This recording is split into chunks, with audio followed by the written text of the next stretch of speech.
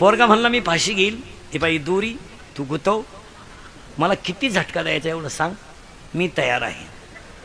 पोरगा म्हणला मी पॉयझन घेईल, लगेच इकडे ये, तुला कोणतं पाहिजे, माझ्याकडे दर्जेदार टॉनिक आहे, कोणतं पाहिजे तुला, तुला टाटा मेट्री पाहिजे, निराया कत्तर पाहिजे, राऊंडअप पाहिजे, गोल पाहिजे का M45 पाहिजे का तू घोरडी पाहिजे का टिकटॉक पाहिजे का अविनाश पाहिजे, ही तणनाशकाची नाव आहे, कोणाला लागली ते लिहून घ्या. आणि मनोसक्त औषध पिऊ द्या त्याला, अजिबात तुम्ही टेन्शन घेऊ नका, तो प्याज 5 तास मरत नाही, माझ्या विश्वास नसला घेऊन पहा. आणि त्याला दवाखान्यातून आणल्यावर म्हणायचं औषध घेतो का, शेण खावा पण औषध नको.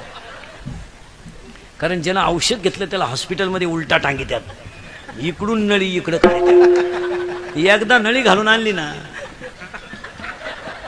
तुम्ही त्याला पुढेही सोडा, तो काही करीत नाही, तो रिकामं खोकं पाहिलं तरी म्हणतो औषध आहे का, तो काय करतो. फुकाट मिळाल्यामुळं ऊत आलाय, हरामीला नाही तर ते काय करतात. हे इंद्रिकरचे वाक्य आहेत भाऊ. मी 10 वर्षापूर्वी जे बोलत होतो ते आज खरं आहे, आणि आज बोलतो ते कायम खरं आहे.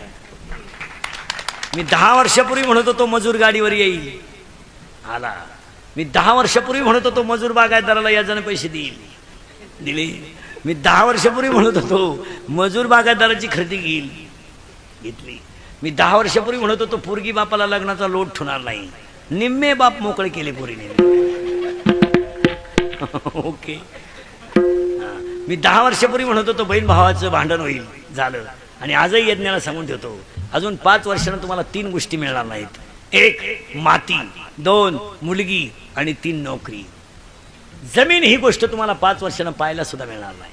तुम्हाला वाटतं आम्हाला 100 एकर आणि 150 एकर आहे, जमीन राहत नाही. काळी आई कालही सोनं देत होते, आजही सोनं देते, आणि चंद्र सूर्य आहे तोपर्यंत सोनच देते. मग तुम्ही मला शेती परवडत का नाही, परवडलच कशी, कामच करायचं जर नाही.